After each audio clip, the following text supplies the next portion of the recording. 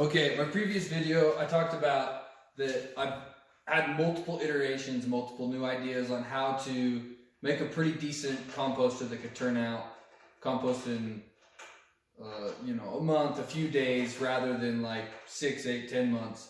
I'm really interested in rapid composting and things like that, so I like this Invessle idea.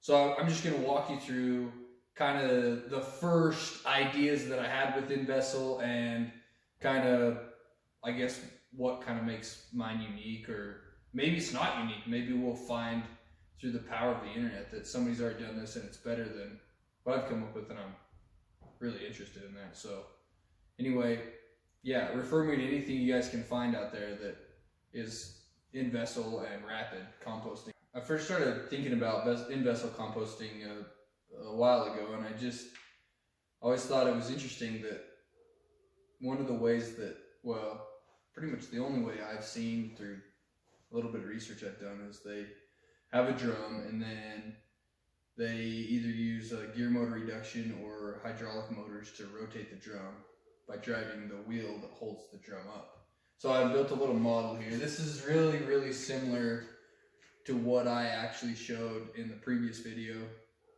I just built this on my table inside. It's been snowing all afternoon, and so I didn't really want to be outside. So what I've got here is one of the first ideas that I had with how to turn the drum without using a driven wheel. So the first idea that I had was to use kind of like a strap wrench idea. So I created this block, and I made like a little tensioner with a ratchet strap, and then this hooked the linear actuator, and it would travel up and it would rotate the drum, and then it would come back and it would reset, and then it would travel up again and rotate the drum. The problem that I had, and the reason that I went to blocks and a catch, was because because the drum kept back rolling. So the material would start flat in here, and then you'd roll it up and it would turn like this, and it would weight this part of the drum, and then the drum would roll back.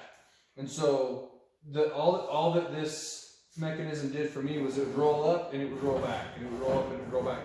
And that's not necessarily creating a lot of tilth in the top so that it would catch air and inject air into for my microbes to feed on.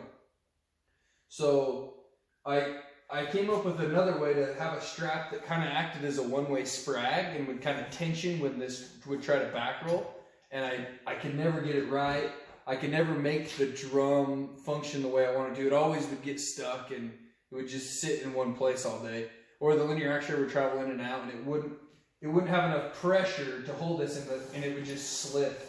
So I went through a couple weeks of trying to make that work, and then I eventually just scrapped this whole idea and just went with the system that I showed you in the previous video. This is like really crude type of thing. I just cut some wood and built some holes in it.